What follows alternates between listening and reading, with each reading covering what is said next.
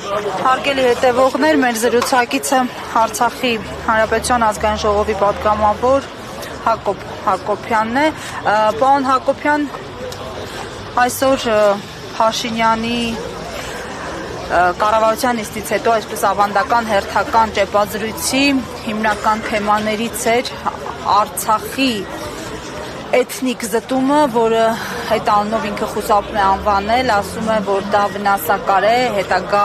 գործընթացների համար, խաղաղության համար եւ այլն, եւ նաեւ ինչն է, այսպես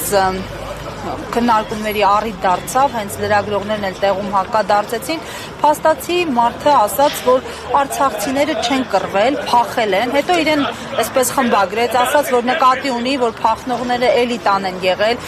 պնդեց, որ եղել է զենք, որը չի օգտագործվել եւ այլն։ Այս առնչությամբ ինչ դիտարկումներ ունեք, դուք ինչի եք ականատես եղել։ Գիտեք, անկախ նրանից, թե Նիկոլ Փաշինյանը ինչ է ասում, պատմական իրողությունները եւ տեղի ունեցածը ոչ ոք չի կարող իր ուզել-չուզելով գնահատական տալ, որովհետեւ անկախ Նիկոլ Փաշինյանից Արցախում տեղի ունեցավ ցեղասպանություն, տեղի ունեցավ էթնիկ զտում, որի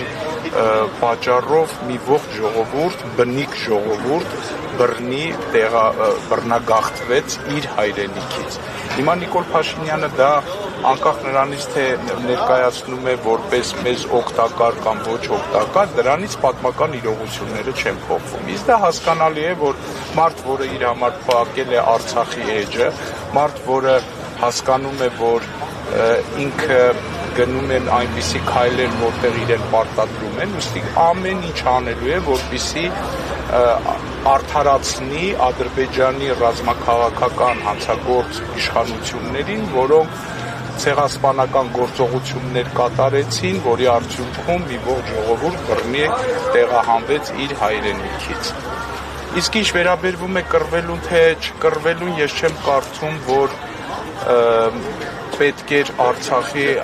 ժողովուրդը միջև վերջին մարդը զոհվեր, որ նոր Նիկոլ Փաշինյանը հասկանար, որ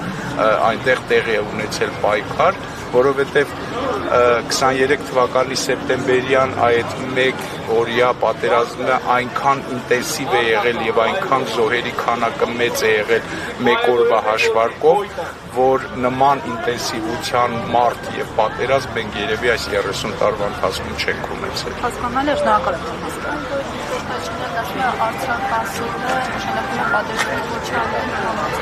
Գիտեք, ես չեմ կարծում, որ երբ որ մարդը իր հայրենիքի անունը տալիս է, դա կոչվում է պատերազմի կոչ անել։ Ես չեմ կարծում, որ երբ մարդ հայտարարում է, որ ինքը ցանկանում է գնալ իր որդու գերեզմանին, իր ծնողի գերեզմանին, դա պատերազմի կոչ է։ Այլ բան է, որ Նիկոլ Փաշինյանին իր քաղաքական նկրտումներից ելնելով հիմա հարմար է, որ այդպիսի բան ներկայացնի Արցախը որպես այդպիսի։ Իսկ Արցախը երբեք չի եղել պատերազմի կոչ կամ լեռ, մասնավորապես Հայաստանի Հանրապետության համար Արցախը եղել է պաշտպանիչ վահան Հայաստանի Հանրապետության։